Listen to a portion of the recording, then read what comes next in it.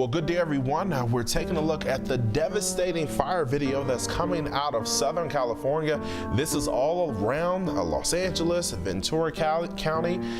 Again, these fires moving very quickly, making for very ominous commutes yesterday morning to work. At one point, they had to shut down the 405, a very popular, a very well-traveled highway in California. And unfortunately, we still have those fire concerns today and over the next couple of days. Yeah, the scariest thing of all is that there's no change in pattern anticipated. In fact, the winds could be some of the strongest and the worst as we head throughout the day today. So we're going to continue monitoring that Santa Ana wind event that's bringing us the incredible wildfires across Southern California. But we also want to keep you up to date on what's happening across the rest of the country, because that means heavy rain, even some snow in the south this morning, and the possibility of some ice and snow in the southeast as we head overnight tonight. And that is something that they are not used to at all. So let's take a look at Atlanta and also Charleston, South Carolina. These are two areas that definitely have to watch out for precipitation and also the threat for some frozen precipitation,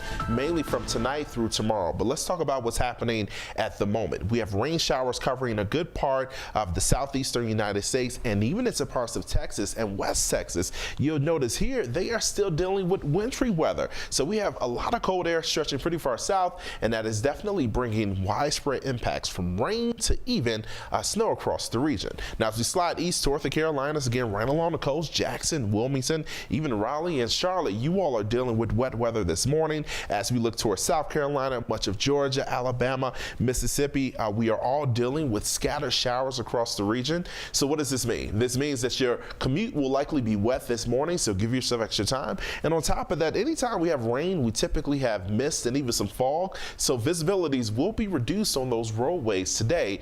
Be aware of that. And as we slide into Louisiana, we're noticing some steadier rain across western sections of Louisiana, even a good amount of rain moving across Baton Rouge, just north of New Orleans.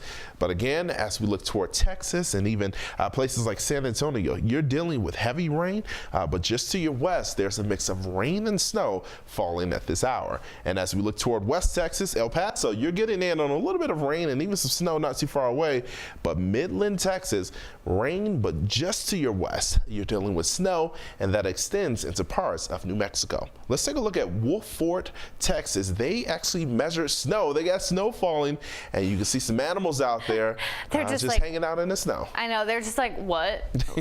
Like, it's cold. It's Texas. What happened? What happened exactly? What happened was they issued some winter weather advisories and winter storm warnings with that snow in West Texas. So if you're traveling on I-10 or I-20 in the region between El Paso and Fort Stockton or up towards Midland, you could be talking about 1 to 3 inches. At lower elevations, then you get into that warning a bit higher up, and you could be talking 3 to 6. But this is going to become our focus as we head into the evening and overnight hours tonight. Anyone in the southeast, specifically eastern parts of Louisiana, including Baton Rouge, southern parts of Mississippi, into central Alabama, including Birmingham, just north of Montgomery, winter weather advisories now in place. We could be talking up to an inch of snowfall, especially on grassy surfaces, but it's going to catch you off guard because it's going to start as rain. And then at some point in time, cold air building in from the north and temperatures dropping overnight will turn that rain to snow. And we're talking about a good solid band of it setting up right within that advisory area. And up to an inch doesn't sound like a lot, but in spots like southern Louisiana, right close to the Gulf Coast, they rarely see snow. You add in a little bit of wintry mix, possibly some freezing rain and ice, which we could definitely see.